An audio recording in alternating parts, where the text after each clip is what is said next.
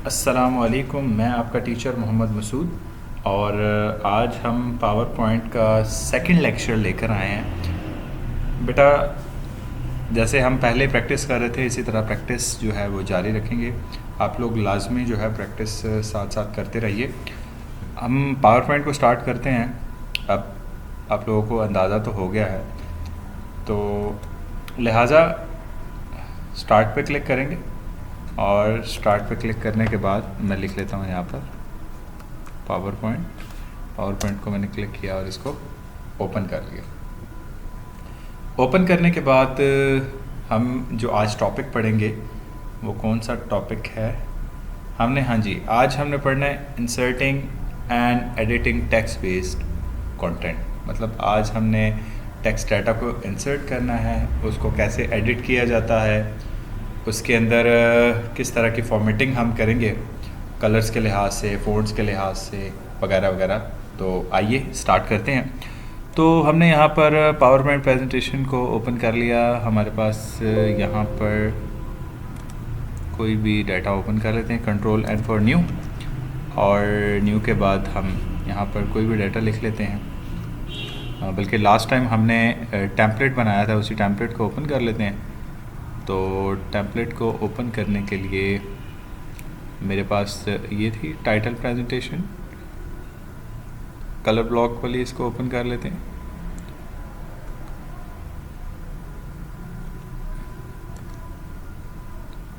इसी को ओपन कर लेते हैं और इसको क्रिएट कर लिया। तो आई थिंक सो कि ये पहले डाउनलोड होगी और डाउनलोड होने के बाद जो है हमारे पास शो हो जाएगी। हमने एक इंफॉर्मेशन टेक्नोलॉजी के नाम से भी प्रेजेंटेशन बनाई थी। तो बहरहाल जब तक ये डाउनलोड होती है, तो बेटा ऐसा है कि आप लोगों ने पावर पॉइंट की प्रैक्टिस बहुत अच्छे तरीके से करनी है। अगर कोई चीज़ नहीं समझ आ रही तो आप मुझसे पूछ सकते हैं। अल्लाह आपको कामयाब करे। बहरहाल स्टूडेंट्स, हमने ये देख लिया कि हमारे पास ये ओपन हो गया जो टेम्पलेट हमने लास्ट टाइम बनाई थी। तो हमने इसको ओपन कर लिया। हेल्प को मैं क्लोज़ कर लेता हूँ और अब हम ऐसा करते हैं कि यहाँ पर कंटेंट जो है टेक्स्ट बेस्ड कंटेंट जो है वो ऐड करवाते हैं। मैंने आपको ये भी बताया था कि आपके पास, मैंने न्यू प्रेजेंटेशन ओपन कर ली। यहाँ पर कोई भी डाटा लिख लेता हूँ, मैं लिख लेता हूँ इंफॉर्मेशन टेक्नोलॉजी।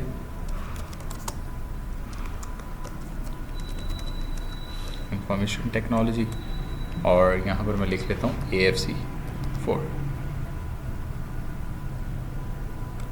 तो बेटा डाटा कंटेंट को यहाँ पर ऐड करने के लिए हमने करना ये है कि सबसे पहले तो नई स्लाइड मैंने यहाँ पर ऐड कर ली और कोई भी नाम दे सकते हैं। खैर, यहाँ पर सबसे पहले है कि सबसे पहले आपने add text to the place holder और द टेक्स्ट बॉक्स या प्लेस होल्डर। ये आपके पास प्लेस होल्डर है। आपको कैसे पता चला? ये जो जिसके ऊपर डॉटेड लाइंस आपको नज़र आ रही हैं, जब आप इसको सिलेक्ट करते हैं या डी सिलेक्ट करते हैं तो आपको डॉटेड लाइंस शो होंगी, या बॉर्डर जो है इसका डॉटेड शो होगा। आपको अभी डॉटेड नज़र आ रहा होगा।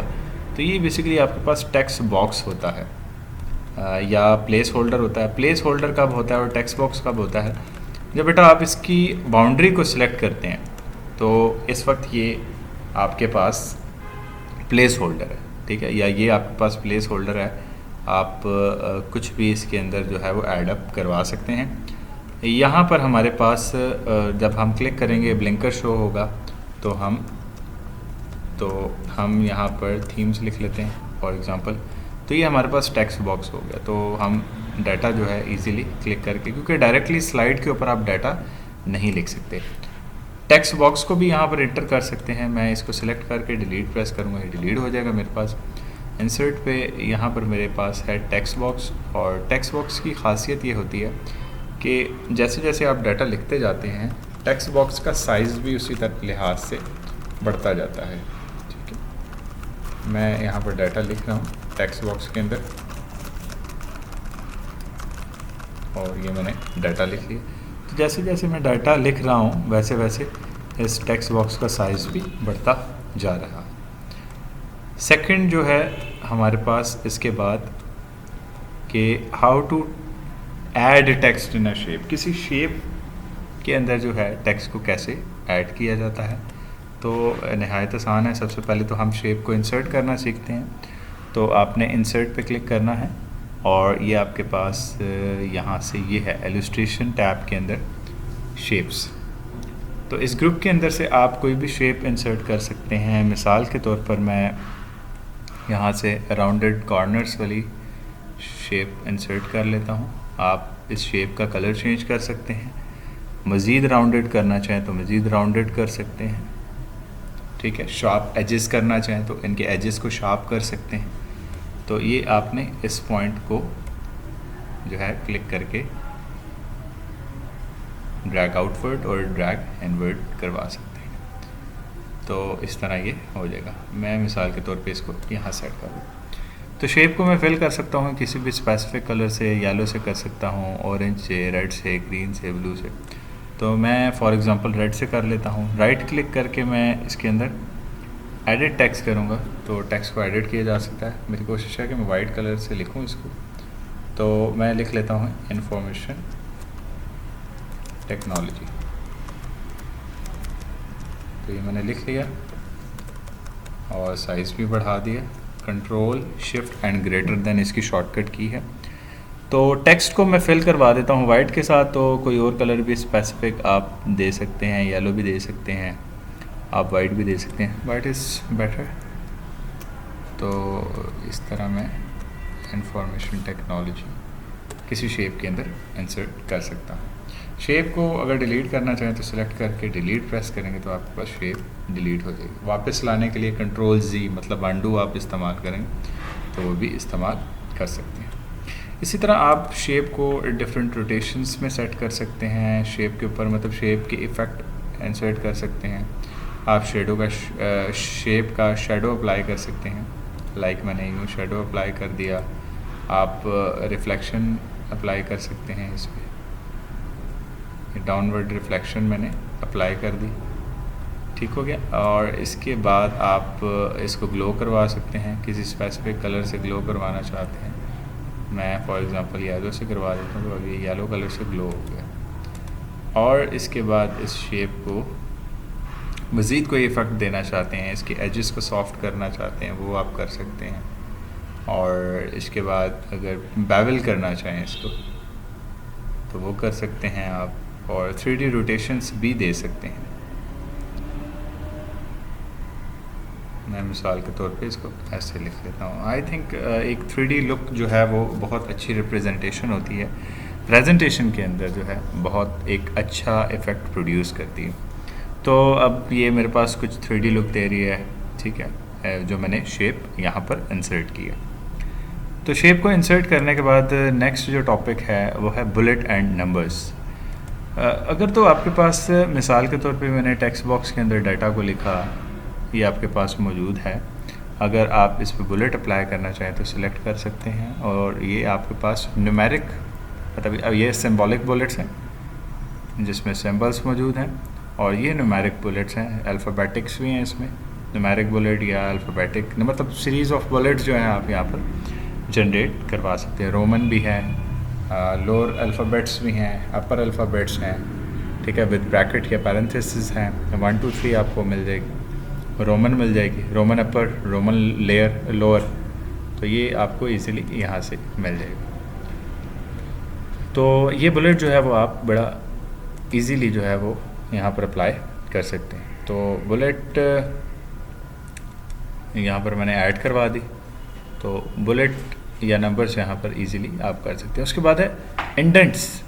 अच्छा, जब आप यहाँ पर फर्दर हेडिंग देते हैं, हेडिंग अप्लाई करते हैं, मैं सिलेक्ट करके इंडेंट को बढ़ाऊँगा तो ये एक्चुअली सब हेडिंग बन, मतलब नंबर 8 है तो इसके बाद इसकी सब हेडिंग बन गई, ठीक है। अगर मिसाल के तौर पर मैं कहता हूँ कि मेरे पास 7 पॉइंट है और 7 के 3 पॉइंट्स मज़ीद हैं, ठीक है, या फिर नंबर 3 के 3 पॉइंट के 4 पॉइंट मज़ीद हैं, तो मैं इंडेंट को बढ़ा दूंगा तो ये मज़ीद बढ़ जाएगा। अगर मैं ये कहता हूँ 1 के मज़ीद 2 और हैं तो इन दोनों को सिलेक्ट करके मज़ीद इंडेंट बढ़ाऊँगा तो ये मेरे पास कुछ इस तरह बढ़ जाएंगे। तो ये नहायत आसान है, मुश्किल इसमें कुछ नहीं है।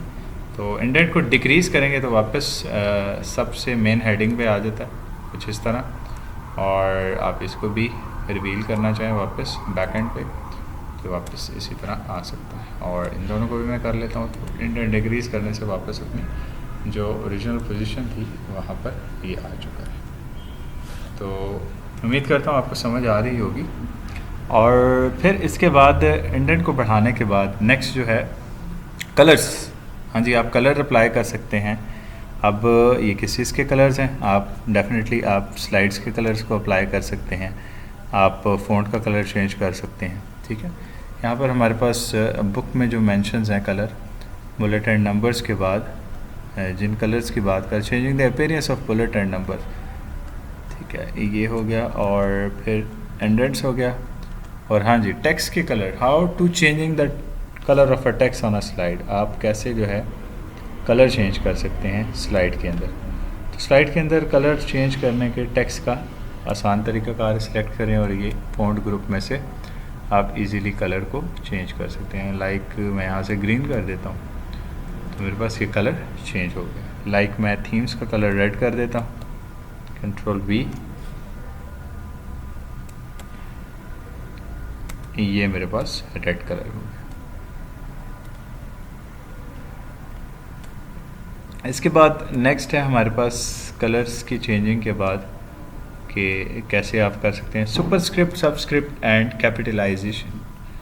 अगर आप चाहते हैं कि सारी स्लाइड्स पर हों कलर चेंज तो फिर उसके लिए आपको थीम अप्लाई करना पड़ेगा, जाहिर है। फिर आप थीम को चेंज करेंगे तो यहाँ से आपके पास कलर्स भी चेंज हो जाएंगे।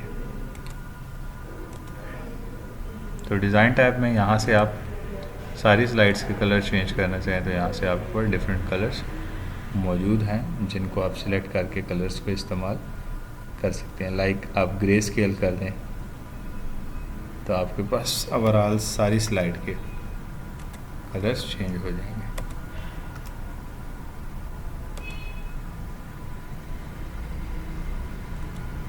These are colours and grey scale.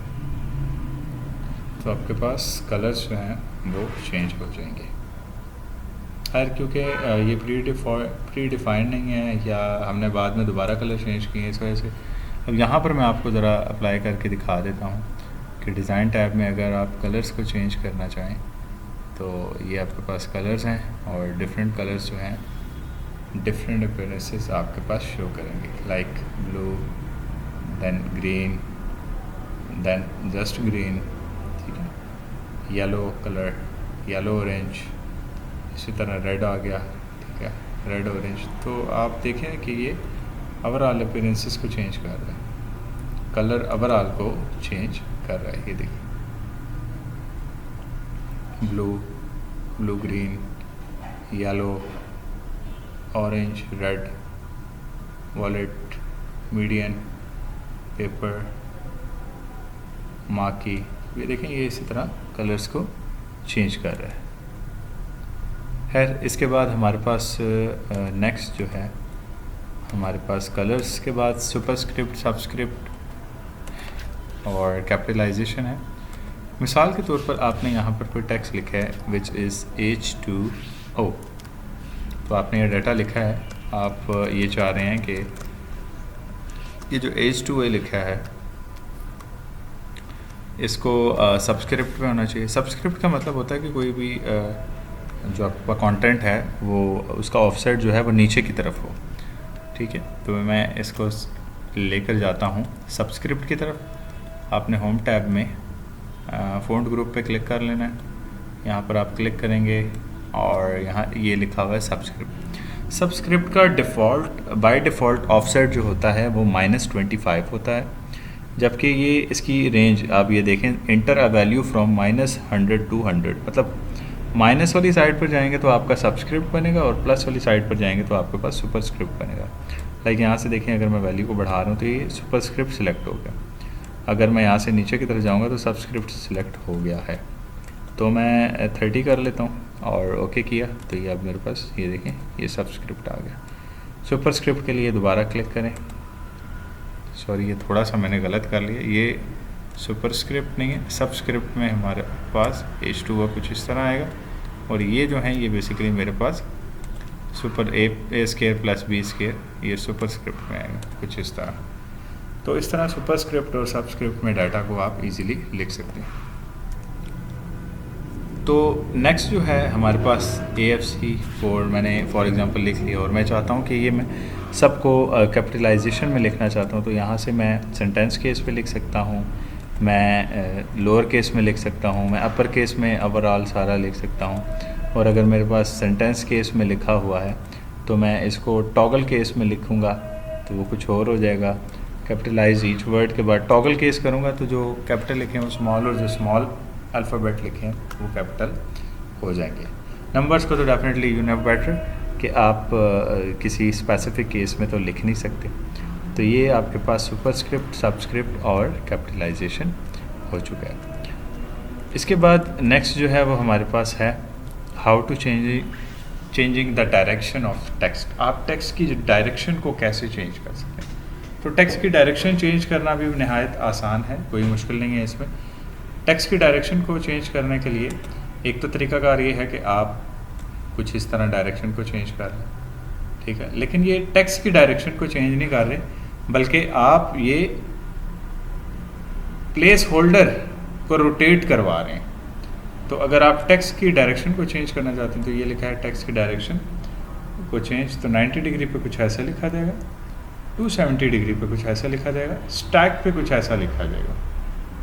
तो ये टेक्स्ट की डायरेक्शन है। मोर ऑप्शन पे जाकर आप मज़ीद डायरेक्शन इसकी सेट कर सकते हैं, आप इसकी ओरिएंटेशन सेट कर सकते हैं, आप मार्जिन सेट कर सकते हैं, आप top modem middle bottom top centred ये सिलेक्ट कर सकते हैं कि आप डाटा को मतलब जो आपके पास टेक्स्ट प्लेस होल्डर है उसको कहाँ पर रखना चाह रहे हैं। तो ये मज़ीद आपके पास रोटेशंस है। उसके बाद नेक्स्ट आपके पास जो है वो है हाउ टू फ़ॉन्ट ग्रुप है, नहायत इम्पॉर्टेंट है। आपकी फॉर्मेटिंग में बहुत ज़्यादा अमल दखल जो होता है वो फ़ॉन्ट ग्रुप का और आपके पास अलाइनमेंट ग्रुप का होता है, क्योंकि आपने जब भी टेक्स्ट की अलाइनमेंट करनी होती है, फ़ॉन्ट की अलाइनमेंट करनी होती है, फ़ॉन्ट साइज़ चेंज करना होता है, बोल्ड इटैलिक अंडरलाइन करना होता है, तो इन ग्रुप्स को इस्तेमाल करते हैं। हमारे पास यहाँ पर ये ग्रुप हैं और इनको मैं फ़ॉन्ट ग्रुप में से सबसे पहले बात करता हूँ टेक्स्ट की। तो यहाँ से मैं इन टेक्स्ट का स्टाइल्स चेंज कर सकता हूँ। थोड़ा सा मैं यहाँ पर कर लेता हूँ ताकि आपको नज़र आए।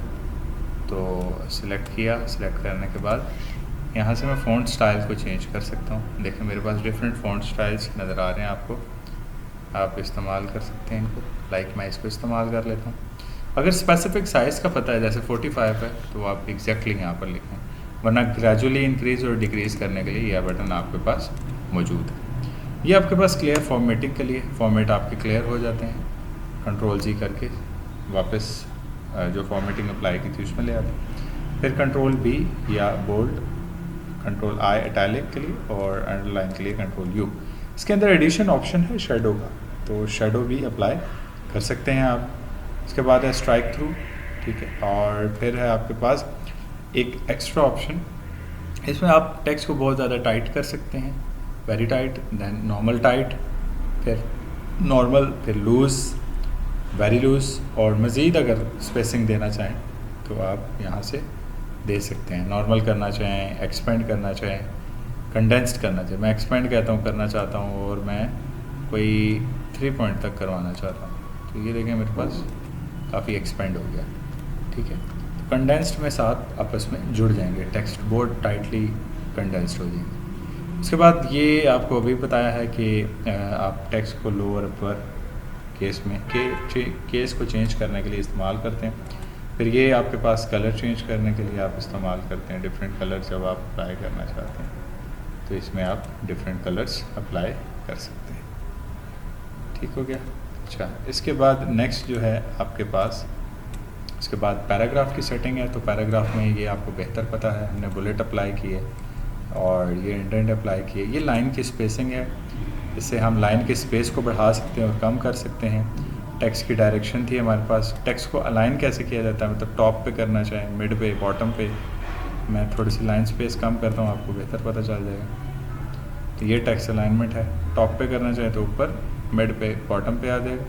मिड करेंगे तो दरमियान में, और बॉटम से नीचे आ जाएगा। इसके बाद ये आपके पास अलाइनमेंट है, मिड अलाइन, राइट अलाइन, ठीक है, लेफ़्ट अलाइन, जस्टिफाई, और ये आपके पास कॉलम है। मैं कहता हूँ 2 कॉलम में कन्वर्ट कर दो। जैसे ही मैं डाटा यहाँ लिखने के बाद एंटर करूँगा तो वो सेकंड कॉलम में कन्वर्ट हो जाएगा। देखिए यहाँ 2 कॉलम लिखेंगे, ठीक है। उसके बाद ये हमारे पास एक बटन है ऑटो फिट का। इससे अगर मैं स्टॉप फिटिंग करूँगा तो टेक्स्ट बाहर आ जाएगा, और अगर मैं ऑटो फिट करूँगा तो ये टेक्स्ट जो है मेरा इसके अंदर ही रहेगा। लेकिन एक उसका नुकसान ये है कि ऑटो फिट तो है, लेकिन आपके पास टेक्स्ट का साइज़ ये छोटा कर देता है। ये भी एक नेगेटिव इम्पैक्ट कहने की ये भी है। जब भी आप फॉर्मेटिंग करें तो इस चीज़ का ख़ास ख्याल रखें कि जब आप फॉर्मेटिंग अप्लाई कर रहे हैं तो ऐसी फॉर्मेटिंग अप्लाई करें जो आप बुरी ना लगे। तो ये थी हमारे पास पैराग्राफ सेटिंग, ठीक है। और पैराग्राफ सेटिंग के बाद है हमारे पास next, I think find and replace है। तो इसके बाद हमारे पास है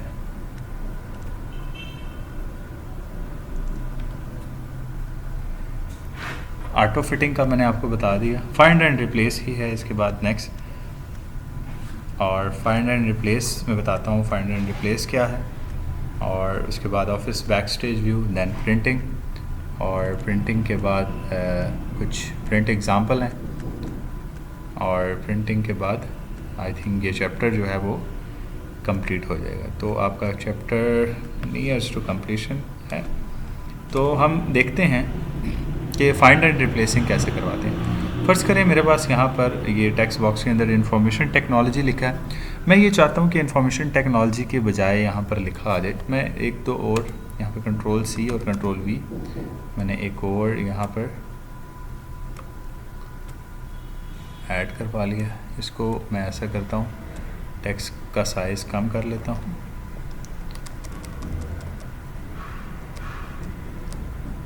ये मैंने साइज़ कम कर लिया टेक्स्ट का, और इसको मैंने यहाँ रख लिया। और इसका कलर में कोई और कलर अप्लाई कर लेता हूँ, शेप फिल विद येलो कर देता हूँ जी।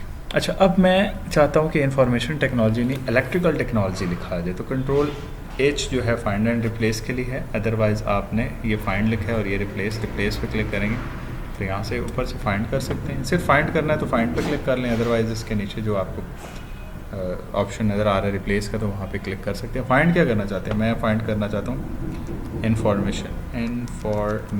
कोई ज़रूरत नहीं है या ये केस सेंसिटिव नहीं है कि आप इन्फॉर्मेशन को कैपिटल में लिखें, स्मॉल में लिखें, इससे कोई इशू नहीं पड़ता। तो आपने फाइंड किया, ये फाइंड नेक्स्ट करूँगा तो ये, तो मेरे पास ये तीनों आ गए, बल्कि क्योंकि मैंने टाइटल पे भी लिखा था।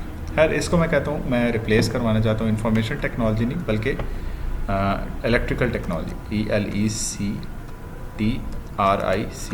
इलेक्ट्रिकल। तो मैं अगर रिप्लेस ऑल करूँगा तो डेफिनेटली रिप्लेस ऑल हो जाएगा। तो अब देखें हर जगह पर इलेक्ट्रिकल टेक्नोलॉजी लिखा हुआ आ गया है, यहाँ पर भी और वहाँ पर भी। ठीक हो गया। तो इसको आप फाइंड एंड रिप्लेस वाले ऑप्शन को ऐसे इस्तेमाल कर सकते हैं। इसके बाद हमारे पास है office backstage view. You know better about office backstage view. Office backstage view को हम पहले भी इस्तेमाल कर चुके हैं। ऑफिस बैकस्टेज व्यू को हमने उस वक्त भी इस्तेमाल किया जब हमने एक्सेल पढ़ा, वर्ड पढ़ा। Home tab, you know better, हमारे पास ज़्यादातर ऑप्शन होम टैब में मिलेंगे। न्यू, हम न्यू स्टार्ट करेंगे तो तब ओपन अगर कहीं पर मौजूद है तो वहाँ से। इन्फो एक्चुअली इन्फॉर्मेशन के लिए या प्राइवेसी के लिए हम या प्रोटेक्शन के लिए इस्तेमाल करते हैं। सेव करने के लिए, सेव एज़ आवर राइट सेव करने के लिए, किसी दूसरी लोकेशन पे या फाइल फॉर्मेट का चेंज करने के लिए हमने इस्तेमाल। प्रिंट का मैं अभी बता देता हूँ। इसके बाद है आपके पास शेयर का ऑप्शन। तो शेयर आप यहीं पर माइक्रोसॉफ्ट अकाउंट के साथ लिंक हों और अपने क्लाउड में सेव करना चाहें डाटा, या ईमेल के थ्रू सेंड करना चाहें। एक्सपोर्टिंग इंपोर्टिंग में डाटा आप एक्सपोर्ट करना चाहें, आप कोई वीडियो बनाना चाहें, ठीक है, तो वो बना सकते हैं, ठीक है। और अगर आप बर्न करना चाहें सीडी के अंदर इस पैकेज को वगैरह वगैरह तो इसको भी कर सकते हैं। क्लोज से मेरा ये प्रोग्राम जो है वो क्लोज़ हो जाएगा। अकाउंट एक्चुअली बनाना चाहूँ तो अकाउंट बना हुआ है, ये मुझे अकाउंट की इंफॉर्मेशन देगा कि ये कलरफुल है, ये वाइट है, या फिर ये मेरे पास डार्क है। तो ये आप सिलेक्ट कर सकते हैं, थीम वगैरह सेलेक्ट कर सकते हैं, और मुझे बता रहा है कि ऑफिस जो है एक्टिवेटेड है। फीडबैक देख सकते हैं जी। फीडबैक देने के बाद जो है आप ऑप्शन को इस्तेमाल कर सकते हैं जो उसकी फर्दर एक्चुअली सेटिंग्स होती हैं। लास्ट जो टॉपिक है हमारे पास प्रिंट का है। कंट्रोल पी प्रेस करने से आपके पास प्रिंट का ऑप्शन आएगा, और सबसे पहले आपने यहाँ से सिलेक्ट करना है, प्रिंटर सेलेक्ट कर लेना है, कौन सा प्रिंटर आप इस्तेमाल कर रहे हैं। प्रिंटर सेलेक्ट करने के बाद नेक्स्ट जो फर्दर ऑप्शन है आपका, मैं मिसाल के तौर पर सिलेक्ट कर लेता हूँ। उसके बाद कितनी स्लाइड्स को प्रिंट आउट करवाना चाह रहे हैं, सिर्फ इसी को करवाना चाह रहे हैं, मुकम्मल को करवाना चाह रहे हैं, फुल पेज स्लाइड्स करवाना चाह रहे हैं, एक पेज पे दो स्लाइड प्रिंट आउट करवाना चाह रहे हैं, 6 स्लाइड करवाना चाह रहे हैं, ये भी आपके पास ऑप्शन मौजूद है। ठीक है, मैं ऑल स्लाइड करता हूँ तो बाकी स्लाइड्स भी इसी में आ जाए। फिर कोलेटेड है या अनकोलेटेड, मतलब सेट्स है या नॉन सेट्स। फिर ओरिएंटेशन इसकी पोर्ट्रेट है या लैंडस्केप, ये भी आप बता सकते हैं। और फिर कलर है, ग्रे स्केल है या ब्लैक एंड वाइट है। अगर आपके पास ब्लैक एंड वाइट प्रिंटर है तो ब्लैक एंड वाइट प्रिंटर इस्तेमाल करेंगे, लेकिन शेड ब्लैक एंड वाइट में नहीं आएंगे, ग्रे स्केल में आपके पास ब्लैक के ही शेड आ जाएंगे। फिर नंबर ऑफ़ प्रिंट्स आपने बताने और प्रिंट पे क्लिक कर लेना है। शॉर्टकट की जो है वो प्रिंट की कंट्रोल पी है, जो कि आप इस्तेमाल कर सकते हैं। तो ये स्टूडेंट आपके पास चैप्टर नंबर 12 जो है वो कंप्लीट हो गया। उम्मीद करता हूँ आपको समझ आई होगी। थोड़ा सा ये लेक्चर जो है वो लेंथी हो गया था, बट मैं जो एक टेम्पो के साथ आपको लेकर चलना था वो लेकर चला। अल्लाह आपको बहुत कामयाब करे, और अल्लाह आपको अपनी हिफ्ज़ व अमान में रखिए। अपने लिए और मेरे लिए बहुत सारी दुआओं में याद रखिएगा, दुआएं कीजिएगा, और अपना बहुत ज़्यादा ख्याल रखिएगा। अल्लाह हाफ़िज़।